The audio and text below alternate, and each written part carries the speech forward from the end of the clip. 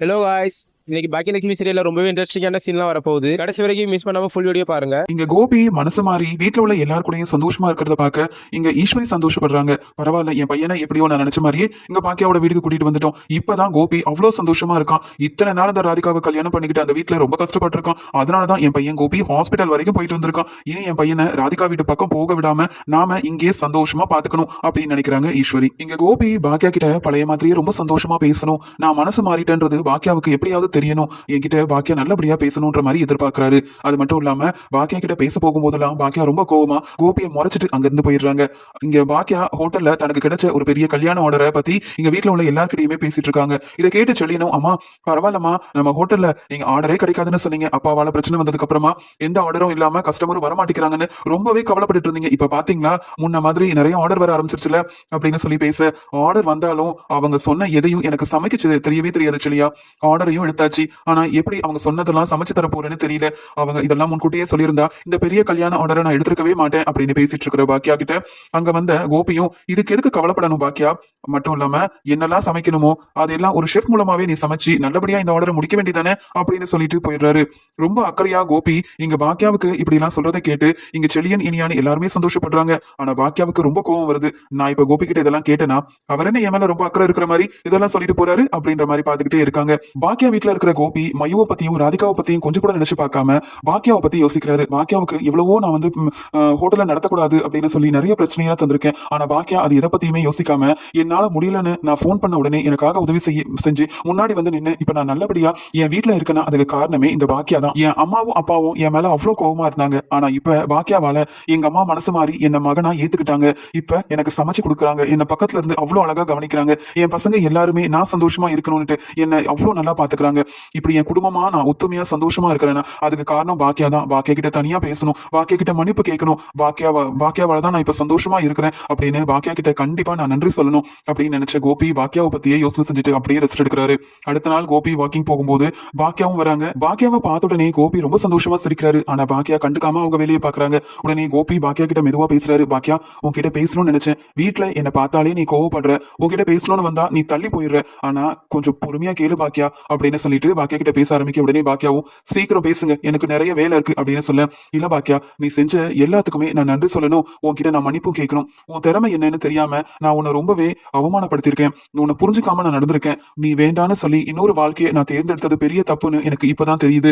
நீ இவ்வளவு பெரிய திறமைசாலி அப்படின்னு முன்கூட்டியே எனக்கு தெரிஞ்சிருந்தா கண்டிப்பா நான் உன்னை விட்டு பிரிஞ்சு போயிருக்கவே மாட்டேன். என் பசங்களும் நீயும் தான் முக்கியம்னு நான் இதே வீட்டுல இருந்திருப்பேன். நான் பெரிய தப்பு பண்ணிட்டேன் பாக்கியா அப்படின்னு சொல்ல, அதுக்கூடனே பாக்கியாவும், என்ன பேசிட்டு இருக்கீங்க, நீங்க இப்படி பேசணுன்றதுக்காகலாம் நான் உங்களுக்கு எந்த உதவியும் செய்யல. இப்படி நீங்க பேசுவீங்கன்னு தெரிஞ்சிருந்தா நான் உங்களுக்கு கண்டிப்பா உதவி செஞ்சிருக்கவும் மாட்டேன். முதல்ல இங்க இருந்து கிளம்பி போங்க, என்கிட்ட இப்படி பேசுற வேலையெல்லாம் வச்சுக்காதீங்க, எனக்கு இதெல்லாம் பிடிக்கவே இல்லை அப்படின்னு பாக்கியா சொல்லிட்டு அங்க இருந்து கிளம்பிடுறாங்க. ஆனாலும் கோபிக்கு இங்க பாக்கியா மேல இருக்கிற கோவம் எல்லாமே குறைஞ்சு பாக்கியா மேல பாசம் மட்டும் இருக்கிறதுனால பாக்கியா பேச பேச ரொம்பவே சந்தோஷத்துல இருக்காரு கோபி.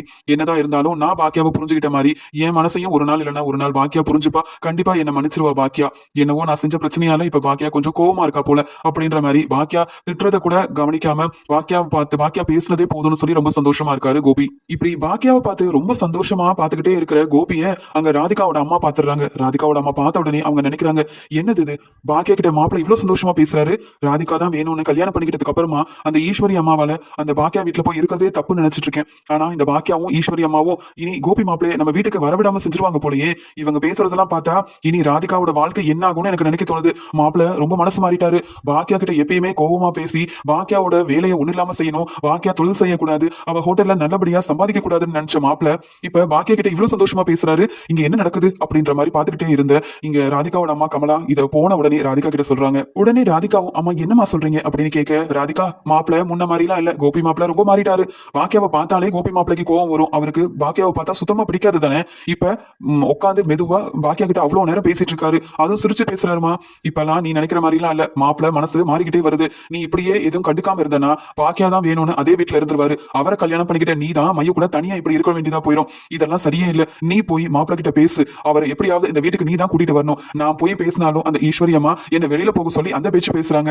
எனக்கும் இதுக்கும் எந்த சம்பந்தமும் இல்லைன்னு அந்த பாக்கியா சொல்லிட்டு இருக்காங்க. ஆனா எனக்கு என்னவோ பாக்கியாவும் ஈஸ்வரி அம்மாவும் சேர்ந்துதான் கோபி மாப்பிள்ளையோட மனசை மாத்தி அவர் இந்த பக்கம் வராதபடி பாத்துக்கிறாங்கன்னு நினைக்கிறேன். நீ போய் மாப்பிள்ள கிட்ட முதல்ல பேசு அப்படின்னு சொல்ல உடனே ராதிகா சொல்றாங்க, நான் போனாலும் அப்படித்தாமா செய்வாங்க, கோபியை என்னையும் பார்க்க விட மாட்டாங்க, நான் என்னமா செய்யறது அப்படின்னு சொல்ல, நீ இப்படியே அழுதுட்டு இருந்தா சரிப்பட்டு வராது, கோபி மாப்பிள்ள கூட தான் நீ வாழ்ந்தாகணும், பாக்கியா வேண்டான்னு தானே உனக்கு கல்யாணம் பண்ணாரு, உனக்கு தான் எல்லா உரிமையும் இருக்கு, மாப்பிள்ளைக்கு சரியாயிருச்சுன்னா நாங்க பாத்துக்கிறோம்னு சொல்லி இந்த வீட்டுக்கு கூட்டிட்டு வந்துரு, மாப்பிள்ளை இனியும் அங்க இருக்கிறது சரியா இல்ல அப்படின்னு ராதிகாவோட அம்மா கமலா சொல்லிடுறாங்க. உடனே ராதிகாவும் வேற வழி இல்லாம அந்த வீட்டுக்கு போகவும் பிடிக்கல, என்ன செய்ய, எல்லா பிரச்சனைக்கும் காரணம் இந்த கோபி தான், இந்த கோபியால இன்னும் எங்கெல்லாம் நான் அவமானப்பட்டு நிக்க வேண்டியதா இருக்க போதும் தெரியல அப்படின்ற கோவத்துல கோபியை பாக்குறதுக்காக பாக்கியாவோட வீட்டுக்கு போறாங்க. ஈஸ்வரி ராதிகா வரத பார்த்த உடனே திட்ட ஆரம்பிக்கிறாங்க. என்ன ராதிகா, எத்தனை தடவை சொல்றது, உன் அம்மா வந்து பிரச்சனை செஞ்சுட்டு போயிட்டாங்க, இப்ப மறுபடியும் நீ வந்துட்டியா, ஏன் என் பையன் நிம்மதியாவும் சந்தோஷமாவும் இந்த வீட்டுல இருக்கிறது உங்க யாருக்கும் பிடிக்கவே பிடிக்காதா அப்படின்னு கேட்க, இல்லத்த நான் கோபி கிட்ட பேசிட்டு உடனே கிளம்பிடுறேன் அப்படின்னு சொல்லும் போது அங்க கோபி வந்த உடனே, என்ன ராதிகா இங்க வந்திருக்கேன்னு கேட்கிறாரு. என்ன கோபி பேசுறீங்க, உங்களை பார்க்க தான் வந்திருக்கேன், ஏன் நீங்க இங்க இருக்கும்போது உங்களை பார்க்க வரக்கூடாதா, நான் இங்க வரக்கூடாதுன்னா நீங்க ஏன் வீட்டுக்கு வந்திருக்கணும், இங்க வந்து உங்க அம்மா தான் முக்கியம்னு பாக்கியா வீட்டுல உட்காந்துக்கிட்டு நான் வந்தா கூட என்னன்னு கேக்குறீங்க, ரொம்ப மாறிட்டீங்க கோபின்னு சொல்ல, இல்ல ராதிகா ஒண்ணு இல்ல நீ வா அப்படின்னு சொல்லி ராதிகா கிட்ட பேசுறதுக்காக கோபி கூட்டிட்டு போறாரு. இதெல்லாம் பார்க்க இங்க ஈஸ்வரிக்கு அவ்வளவு கோவம் வருது. கோபி கிட்ட எவ்வளவோ எடுத்து சொல்லிட்டேன், இந்த ராதிகா மறுபடியும் இந்த பக்கம் வந்து கோபியோட மனசை மாத்திடலாம்னு நினைக்கிறா, எதுவுமே நடக்க விட மாட்டேன், கோபி எப்பயும் என் மகனா இந்த வீட்டுல தான் இருக்கணும், எவ்வளவு நேரம் தான் இந்த ராதிகா கோபி கிட்ட பேசுறான்னு நான் பாக்குறேன் அப்படின்னு சொல்லி வெளியிலேயே காத்துட்டு இருக்காங்க ஈஸ்வரி. நம்ம மதர்ஸ் லவ் லைஃப் ஸ்டைல் சேனலை மறக்காம சப்ஸ்கிரைப் பண்ணிக்கோங்க. ராதிகா கோபி கிட்ட கேக்குறாங்க, என்ன கோபி இப்போ உங்களுக்கு பரவாயில்லையா, பேசாம நம்ம வீட்டுக்கு வந்துருங்க, அம்மாவும் நானும் உங்களை நல்லா பாத்துக்கிறோம், மயு உங்களை தேடிக்கிட்டே இருக்கா, 4 நாள் ஆகுது அப்பாவை இன்னும் பார்க்கவே இல்லை, அப்பா நம்ம வீட்டுக்கு வரவே மாட்டாங்களான்னு ரொம்பவே கேள்வி கேட்கிறா கோபி, நீங்க அங்க வந்துட்டீங்கன்னா மயு ரொம்ப சந்தோஷமா இருப்பா, நீங்க இல்லாம மயு எவ்வளவு கஷ்டப்படுறா தெரியுமா, உங்களுக்கு எதுவும் ஆயிடக்கூடாதுன்னு மயு அங்க கோயிலுக்கு எல்லாம் போயிட்டு வந்தா, நீங்க கொஞ்சமாவது புரிஞ்சுக்கோங்க, எப்படி இனியாவை நீங்க பாக்குறீங்களோ அதே மாதிரி தானே மயுவையும் பார்க்கணும், ஆனா நீங்க இனியா மேலையும் உங்க பசங்க மேலையும் காட்டுற அக்கறையவும் இவ்வளவு பொறுப்பையும் இங்க ஏன் தான் மயு மேல அக்கறையா இருக்க மாட்டேங்கிறீங்களோ தெரியல அப்படின்னு சொல்ல, உடனே இங்க வந்து கோபி சொல்றாரு, என்ன ராதிகா இப்படி பேசுற, எனக்கு என் பசங்களும் முக்கியம் தான் மயுவும் முக்கியம் தான், ஆனாலும் இந்த வீட்டுக்கு வந்ததுக்கு அப்புறமா நான் எவ்வளவு சந்தோஷமா இருக்கேன் தெரியுமா, என் அம்மா என் பசங்க எல்லாரும் என்ன நல்லா பாத்துக்கிறாங்க, எனக்கு என்ன வேணும்னு நான் சொல்றதுக்கு முன்னாடியே அவங்க எல்லாத்தையுமே செஞ்சுறாங்க, நான் ரொம்ப சந்தோஷமா இருக்கேன் ராதிகா, அது மட்டும் இல்ல பாக்கியாவோட திறமை எனக்கு இப்பதான் தெரிய வந்திருக்கு, பாக்கியாவை பத்தி நான் இத்தனை நாள் தப்பா நினைச்சிட்டு இருந்தேன், ஆனா பாக்கியா என் மேல எவ்வளவு அக்கறையா இருக்கா தெரியுமா, பாக்கியா மட்டும் நான் போன் பண்ண உடனே என்ன பாக்கிறதுக்கு வரலனா எனக்கு என்ன வேணாலும் ஆயிருக்கும், நான் இப்படி உன் கூட பேசிட்டு இருந்திருக்கவும் முடியாது, பாக்கியா கிட்ட நான் மன்னிப்பு கேட்டேன், அது மட்டும் இல்லாம அவ செஞ்ச உதவிக்காக நன்றியும் சொல்லியிருக்கேன் அப்படின்னு பாக்கியாவை பத்தி ரொம்பவே பெருமையா பேச இங்க ராதிகாவுக்கு அவ்வளவு கோவம் வருது. நான் தான் கோபியை பார்க்க அத்தனை முறை ஹாஸ்பிட்டலுக்கு வந்தேன், ஆனாலும் ஈஸ்வரியத்தை என்ன பார்க்க கூடாதுன்னு சொல்லி வெளியில போக சொன்னாங்க, அழுதுகிட்டே போனேன், கோபி இனி என் வாழ்க்கையில வருவாரா மாட்டாரான்னு ஒரு நிலைமையில நான் இருக்கும்போது மறுபடியும் என் முன்னாடியே கோபி பாக்கியாவை பெருமையா பேசுறாரு, இதெல்லாம் என்னன்னு எனக்கு ஒண்ணுமே புரியல, ரொம்ப குழப்பமா இருக்கு, பாக்கியா என்னவோ இங்க எனக்கும் கோபிக்கும் எந்த சம்பந்தமும் இல்ல, கோபி உங்க வீட்டுக்கு தான் வருவாரு, உங்களுக்கு தான் எல்லா உரிமையும் இருக்கு நீங்க கிட்ட அந்த பேச்சு பேசினாங்க, ஆனா இன்னைக்கு கோபி மனசு மாறி எப்பயுமே பாக்கியாவை திட்டிக்கிட்டே இருக்கிற கோபி இப்ப பாக்கியாவை புகழ்ந்து பாராட்டி பேசுறாரு, என்னெல்லாம் நடக்க போதோ தெரியலையே அப்படின்ற மாதிரி ரொம்ப குழப்பத்துல இருக்கிறாரு. அதுக்கு கோபி கிட்ட சொல்றாங்க, போதும் கோபி நான் உங்களை பார்க்க தான் வந்தேன், ஆனா நீங்க பாக்கியாவை ரொம்ப பெருமையா பேசுறீங்க, கேட்கவே ரொம்ப சந்தோஷமா இருக்கு, இப்படி நீங்க மனசு மாறுவீங்கன்னு நான் எதிர்பார்க்கவே இல்லை, அப்ப நம்ம வீட்டுக்கு நீங்க வரப்போறது இல்ல, உங்களுக்கு உங்க குடும்பம் தான் முக்கியம், நீங்க இங்கதான் சந்தோஷமா இருக்கிறதா நினைக்கிறீங்கல்ல கோபி, இத்தனை நாள் நான் உங்களை எவ்வளவு நல்லா கவனிச்சுக்கிட்டேன், உங்களுக்காகவே நான் மையவும் நானும் இருக்கோன்றது கூட மறந்துட்டீங்கல்ல, உங்களுக்கு உங்க குடும்பம் பெருசா போயிடுச்சுல கோபி, நான் தான் தப்பா நினைச்சு நீங்க எப்படி இருக்கீங்களோ நல்லா இருக்கீங்களான்னு பாத்துட்டு போலாமேன்னு வந்தேன், என்ன பத்தியும் மையவை பத்தியும் கொஞ்சம் கூட அக்கறையே இல்லாம உங்க பசங்க மேல உள்ள பாசம் தான் உங்களுக்கு முன்னாடி நிக்குது கோபி, நான் கிளம்புறேன் அப்படின்னு அழுதுகிட்டே இங்க ராதிகா வந்து வெளியில வந்துடுறாங்க. இதை பார்த்த ஈஸ்வரிக்கு அவ்வளவு சந்தோஷமா இருக்கு. உடனே ராதிகா கிட்ட சொல்றாங்க, பாத்தியில என் பையன் மனசு மாற மாட்டான், உன்னை என்னைக்கும் மனைவியா ஏத்துக்க போறதும் இல்ல, அவன் இங்கதான் சந்தோஷமா இருக்க போறான், நீ இனிமேல் இந்த பக்கம் வராத, கோபி அந்த வீட்டுக்கு வரவே மாட்டான், ஏன்னா கோபிக்கு நாங்க எல்லாரும் இருக்கோம், நீ போய் மயுவை ஒழுங்கா பாத்துக்கோ அப்படின்னு அழுதுகிட்டே இருக்க ராதிகாவை திட்டி அங்க இருந்து ஈஸ்வரி அனுப்பிடுறாங்க. நம்ம மதர்ஸ் லவ் லைஃப் ஸ்டைல் சேனலை சப்ஸ்கிரைப் பண்ணிக்கோங்க. ராதிகா கோபி இப்படி மனசு மாறிட்டாருன்னு தாங்க முடியாம அழுதுகிட்டே வீட்டுக்கு போறாங்க. அங்க இருந்த மையமும் ராதிகா அழுதுகிட்டே வரதை பார்த்துட்டு, அம்மா என்னமா ஏமா அழுதுகிட்டே வரீங்க, அந்த ஈஸ்வரி பாட்டி அப்பாவை பார்க்க விடலையாமா, அதனாலதான் அழுதுகிட்டே வரீங்களா, நானும் வரமா, வாங்கம்மா அப்பாவை போய் எப்படியாவது பார்த்துட்டு வரலாம் அப்படின்னு சொல்றாங்க மயு. உடனே ராதிகா, இல்ல மயு அங்க நீ போக வேண்டாம், எனக்கே அந்த வீட்டுல மரியாதை தர யாரும் இல்ல, உங்க அப்பா ரொம்ப மனசு மாறிட்டாரு, கண்டிப்பா இந்த வீட்டு பக்கமே இனி வரமாட்டாரு, நானும் நீயும் அவருக்கு முக்கியமே இல்ல மயு, உங்க அப்பா இப்படி எல்லாம் பேசுவாரு, அந்த பாக்கியாவை ரொம்ப பெருமையா ஏன் முன்னாடியே பேசுவாரு, நான் ஒரு நாளும் நினைச்சதே இல்ல, நான் தான் வேணும்னு நினைச்சு நான் கூப்பிட்ட உடனே நம்ம வீட்டுக்கு வந்துருவாருன்னு நினைச்சேன், ஆனா இப்ப அவரோட குடும்பம் தான் அவருக்கு முக்கியமா தோணுது, நம்மளை பத்தி உங்க அப்பா கோபி கொஞ்சம் கூட யோசிக்கிறதாவே இல்ல, அந்த வீட்டுல பாக்கியாவோட வீட்டுல உங்க அப்பா கோபி ரொம்ப சந்தோஷமா இருக்காராம், அதனால இங்க வரத பத்தி அவர் யோசிக்கணுமா, அதுவும் அந்த ஈஸ்வரியத்தை இருக்காங்களே அவங்க கண்டிப்பா கோபி இந்த வீட்டுக்கு அனுப்பவே மாட்டாங்க, என்னையும் கோபியவும் பிரிக்கிறதுக்காக பாக்கியாவும் அந்த ஈஸ்வரி அத்தையும் தான் சேர்ந்து இப்படி எல்லாம் செஞ்சிருக்காங்கன்னு எனக்கு இப்பதான் புரிய வருது, பாக்கியாவோட பேச்சை கேட்டு நான் ரொம்பவே நம்பி ஏமாந்து போயிட்டேன் மயு, நான் இந்த கோபியை கல்யாணம் பண்ணிருக்கவே கூடாது, நீ கோபி மேல எவ்வளவு பாசமா இருக்க, அப்பா எப்ப வருவாங்கன்னு எவ்வளவு ஆர்வமா கேட்டுட்டு கேட்டுட்டு இருக்க, ஆனா உன் மேல கூட அக்கறையே இல்லாம கோபி இப்ப அந்த வீட்லயே இருக்காருன்னு சொல்லி ராதிகா தாங்க முடியாம ரொம்பவே அழ ஆரம்பிக்கிறாங்க. மயு எவ்வளவோ எடுத்து சொல்றாங்க, ஆனா ராதிகா புரிஞ்சுக்காம அழுகுறாங்க. அப்பதான் மயு யோசிக்கிறாங்க, எங்க அம்மா இவ்ளோ கஷ்டப்படுறாங்கன்னா அதுக்கு காரணம் கோபி அப்பாவும் அந்த ஈஸ்வரி பாட்டியும் தான். எத்தனை நாள் தான் இப்படியே எங்க அம்மாவை அவமானப்படுத்திக்கிட்டு இருப்பாங்க? எங்க அம்மா அப்படி என்ன பெரிய தப்பு பண்ணிட்டாங்க? நானும் எங்க அம்மாவும் நல்லா இருக்கணுன்றதுக்காக கோபி அப்பா மேல உள்ள நம்பிக்கையில தானே கல்யாணம் பண்ணாங்க. ஆனா இப்படி ஏமாந்து அழுவாங்கன்னு நானே எதிர்பார்க்கல.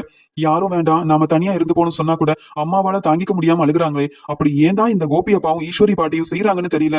நான் முதல்ல அவங்க கிட்ட போய் பேசி ஆகணும். கோபி அப்பா கிட்ட கேள்வி கேட்கணும். எதுக்காக என் அம்மாவை கல்யாணம் பண்ணிக்கிட்டு இப்படி அவமானப்படுத்துறீங்க, அழ வைக்கிறீங்கன்னு நான் தான் எங்க அம்மாவுக்காக பேசி ஆகணும் அப்படின்னு மயு ஒரு முடிவெடுக்கிறாங்க. இது எல்லாத்தையுமே பார்த்துட்டு இருந்த கமலாவும் பேசாம அந்த ஈஸ்வரி மேல ஒரு கம்ப்ளைண்ட் கொடுத்துடலாமா, அப்பதான் கோபி மாப்பிள்ள நம்ம வீட்டுக்கு வருவார் போல, நம்ம இப்படியே விட்டுட்டு இருந்தா ராதிகா அழுகிறத பார்த்துட்டு தாங்க முடியலையே, என்ன செய்ய அப்படின்னு யோசிக்கிறாங்க. அந்த சமயம் மயு சொல்றாங்க, பாட்டி நான் போய் அப்பா கிட்ட பேசி இந்த வீட்டுக்கு கூட்டிட்டு வரேன். என்னதான் அப்பாவுக்கு அவங்க பசங்க முக்கியமா இருந்தாலும் நானும் அவரோட பொண்ணு தானே, என் மேல இத்தனை நாள் பாசமா இருந்துட்டு இப்படி இந்த வீட்டுக்கு வரமாட்டேன்னு அங்க பாக்கியா ஆண்டி வீட்லயே இருக்கிறது சரியே கிடையாது. அப்பாவும் ஈஸ்வரி பாட்டியும் செய்யறது தப்பு அப்படின்னு அவங்க செய்யற எல்லாத்தையும் நானே சொல்லி அப்பாவுக்கு புரிய வச்சு நான் இந்த வீட்டுக்கு கூட்டிட்டு வரேன் பாட்டி அப்படின்னு கமலா கிட்ட சொல்லும்போது உடனே இங்க ராதிகா அழுதுகிட்டே, வேண்டாம் மயு, என்னையே அங்க அவமானப்படுத்தி அனுப்புறாங்க, நீ போனா கண்டிப்பா உன்னை திட்டிடுவாங்க, நீ அவமானப்படக்கூடாது யார்கிட்டயும், நான் எடுத்த இந்த முடிவால நான் அவமானப்பட்டு நிக்கலாம், ஆனா நான் செஞ்ச தப்புக்கு நீ என்ன செய்வ அப்படின்னு சொல்லிட்டு நீ எல்லாம் போக வேண்டாம் அப்படின்னு மயு கிட்ட சொல்றாங்க.